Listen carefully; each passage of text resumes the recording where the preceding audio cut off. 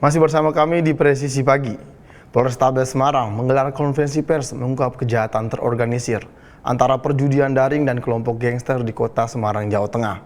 Investigasi menemukan jaringan pendanaan di mana situs perjudian daring mendanai aktivitas berbagai kelompok gangster.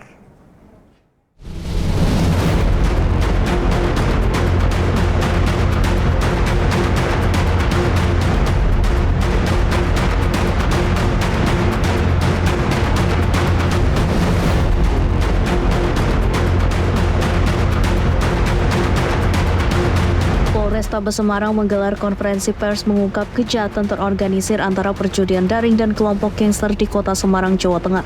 Investigasi menemukan jaringan pendanaan di mana situs perjudian daring mendanai aktivitas berbagai kelompok gangster. Kapolres Tabes Semarang Kombes Pol Irwan Anwar memaparkan kasus tersebut dengan menyoroti peran kunci 3 tersangka yakni MIS 22 tahun, MAH 19 tahun, dan SWA 23 tahun. Orang-orang ini bertindak sebagai admin media sosial untuk kelompok gangster di Semarang, Jawa Tengah. Dari pemeriksaan diketahui tersangka MIS menjalin kerjasama dengan situs judi daring. Situs-situs ini memberikan dukungan finansial dengan membagikan dana tersebut kepada admin gangster lainnya. Dari pengungkapan ini, polisi menyita barang bukti antara lain ponsel dan uang dugaan endorsement senilai 48 juta rupiah. Diketahui para tersangka mendapat keuntungan bulanan berkisar 5 juta hingga 8 juta rupiah dari operasi perjudian online tersebut. Uang tersebut digunakan untuk mendanai berbagai kegiatan gangster. Ada beberapa peristiwa yang terjadi di kota Semarang, antara lain ada peristiwa maraknya gangster, ada peristiwa pengerahan anak-anak STM untuk demo, ada peristiwa penggerbekan judi di Baby Fest, ada peristiwa judi online ini, ada peristiwa beberapa peristiwa narkoba. Nah, setelah kami dalami beberapa peristiwa-peristiwa itu kemudian kami menyimpulkan bahwa itu tidak terjadi secara serta-merta. Itu terbaca, itu sudah dilakukan secara terstruktur. Kira-kira begitu. Ada polanya, ada skemanya. Kemudian sampai pada titik kesimpulan, kami mengindikasikan bahwa peristiwa-peristiwa ini itu dibuat sedemikian rupa untuk mengganggu kondusivitas di kota Semarang dalam rangka menghadapi pemilihan kepala daerah di kota Semarang. Menindaklanjuti hal tersebut, Polrestabes Semarang telah mengambil langkah untuk memblokir situs perjudian daring yang terlibat dan berupaya mengidentifikasi pelaku di level atas di balik operasi ilegal ini.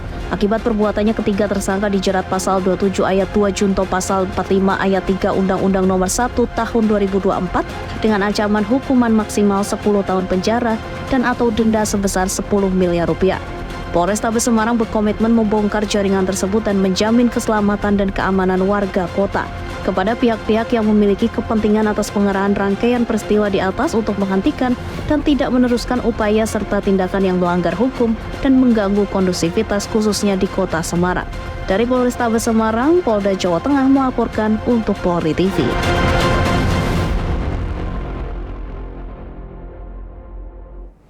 Pemerintah Filipina mendeportasi 69 warga negara Indonesia yang terlibat judi online dan cyber shaming di negara itu. Sebanyak 22 orang yang dipulangkan dari Filipina ini tiba melalui Bandara Soekarno-Hatta secara bergelombang pada Selasa dan Rabu 22 dan 23 Oktober 2024.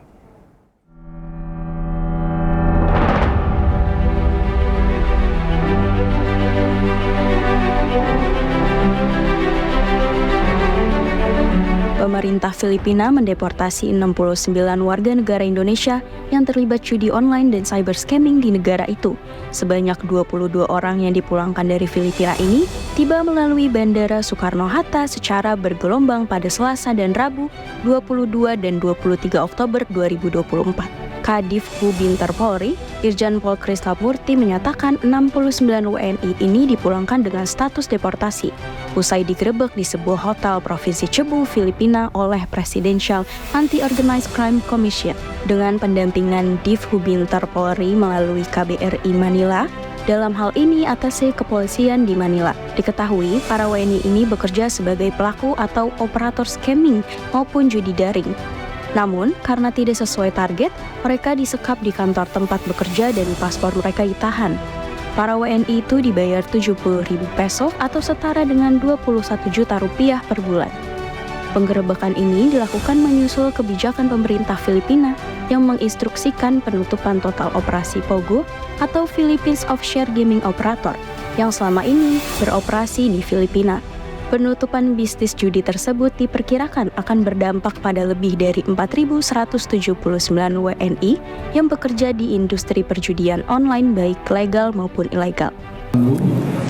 Kami dari Polres Bandara Soekarno-Hatta tentu berkomitmen untuk melakukan upaya-upaya perlindungan terhadap warga negara Indonesia dalam upaya mencegah terjadinya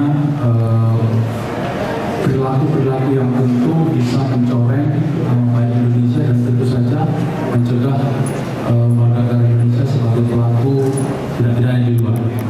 Untuk itu kami dari Kepolisian Resor Bandara Soekarno-Hatta bersama-sama dengan pihak terkait, diantaranya adalah imigrasi, selama ini sudah melakukan beberapa langkah-langkah upaya preventif terhadap warga negara yang berupaya untuk berangkat ke luar negeri untuk mencari pekerjaan seperti yang disampaikan.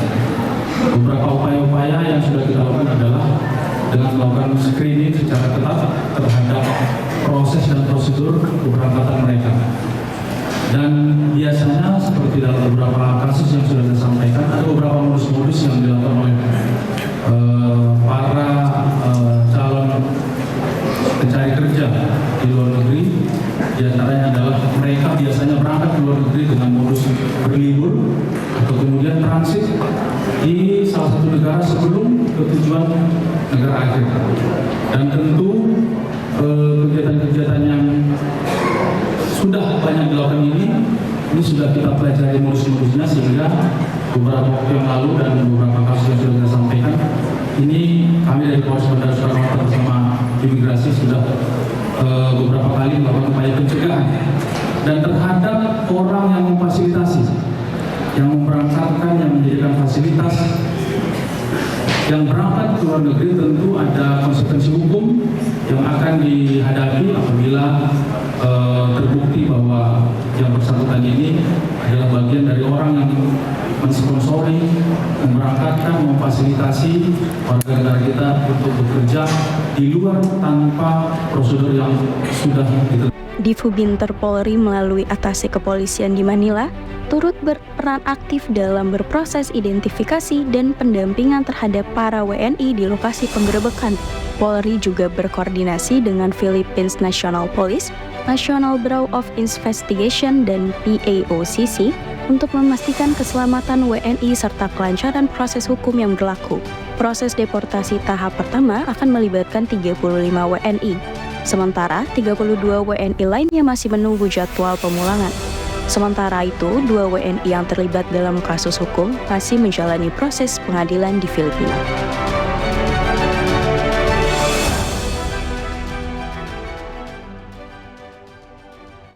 Personel dari jajaran Polda Maluku Utara menggelar apel kesiapan pengamanan di lapangan apel Mapolda Malut. Sebanyak lebih dari 500 personel dari berbagai unit hadir dengan semangat dan disiplin tinggi. Karops Polda Maluku Utara, Kombes Pol Monang Maradu Zonir Simanjuntak menyampaikan, ratusan personel dari jajaran Polda Maluku Utara menggelar apel kesiapan pengamanan di lapangan apel Mapolda Malut. Apel tersebut merupakan bagian dari upaya pengamanan pelantikan Presiden dan Wakil Presiden terpilih untuk periode 2024 sampai 2029 beberapa waktu yang lalu. Sebanyak lebih dari 500 personel dari berbagai unit hadir dengan semangat dan disiplin tinggi. Dalam sambutannya, Karops Polda Malut menekankan pentingnya kesiapan dan koordinasi antara anggota untuk menjaga keamanan di wilayah hukum Mapolda Maluku Utara. Karops Polda Malut juga mengingatkan momen tersebut adalah momen penting bagi bangsa dan juga menjadi tanggung jawab bersama untuk memastikan semua berjalan lancar. Setelah arahan, dilakukan pengecekan atribut dan kesiapan peralatan serta simulasi pengamanan untuk menghadapi berbagai kemungkinan yang dapat terjadi. Dengan dedikasi dan profesionalisme, Polda Malut berkomitmen untuk menciptakan situasi yang aman dan kondusif demi kelancaran acara tersebut. Di tahap akhir operasi Mantap Berata 2023-2024 diperlukan kesiapan personel dalam melaksanakan pengamanan. Sehingga personel yang masuk dalam surat perintah pengamanan ini harus betul-betul melaksanakan tugas guna mengantisipasi adanya potensi gangguan keamanan dan ketertiban selama pelaksanaan pelantikan. Para peserta apel yang berbahagia, sebelum mengakhiri sambutan saya ucapkan selamat bertugas. Laksanakan tugas mulia ini dengan sebaik-baiknya. Saya yakin dan percaya bahwa dengan semangat pengabdian yang tinggi, kita semua dapat melaksanakan tugas pengamanan tahapan akhir Operasi Mantap Berata Iraha 2023-2024 dengan baik dan sukses. Polda Kalbar menurunkan sebanyak 398 personel Satgas Gabungan Operasi Mantap Praja Kapuas 2024 guna mengamankan kegiatan Pilkada Night Run 2024 di halaman Stadion Sultan Syarif Abdurrahman Pontianak.